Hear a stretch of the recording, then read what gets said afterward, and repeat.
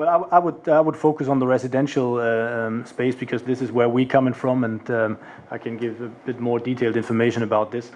We've seen 6 billion euros of investments in the first half year 2013 in residential. This is the second best in the last 6 years.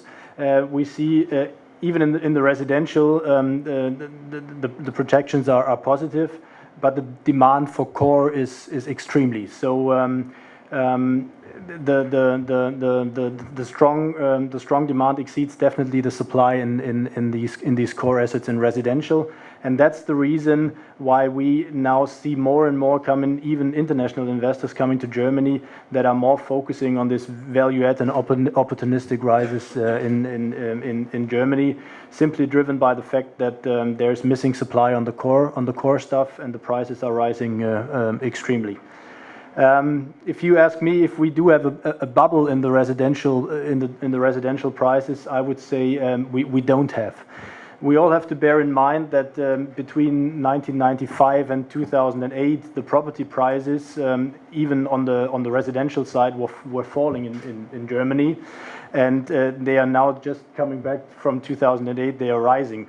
This is not a bubble. This is just an adjustment to a normal pricing level. Even if we have boom phases in Germany, the prices in the residential space are rising by 2 to 3%. This is really stable. If we compare this to the bubbles that occur in the past, it was, let's say, Ireland. They had rising prices of 20% between 10 and 15 years. Spain, rising prices at 11% for 10 to 15 years. We cannot compare this, so we don't think that we have a real pricing bubble in the residential market in Germany. Okay, good. Does anybody else want to pick up those points on the residential side? I can only say I agree. I think really the bubble-wise, no risk, and the overall affordability in Germany is very high still, and I think that's the main driver. It was just cheap before, and it's getting a bit more normal. Okay. And this, for you, Rob, that's an area that you're looking at. You don't see risks in that side. It's still an area that you're interested in investing in, and the capital is looking for.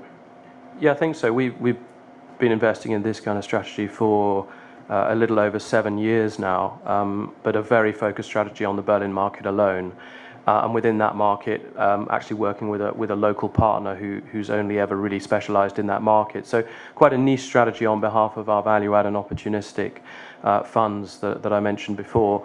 It has been very successful for us. I mean, our residential program that we commenced, I think, in 2006 and actually finished in 2011, so over what is arguably the worst investment period you could possibly imagine, was one of the most successful investment programs within the fund that invested. So it has been successful, and we continue to have exposure to that space. A value-add approach, though, so we're buying older stock that has been undermanaged.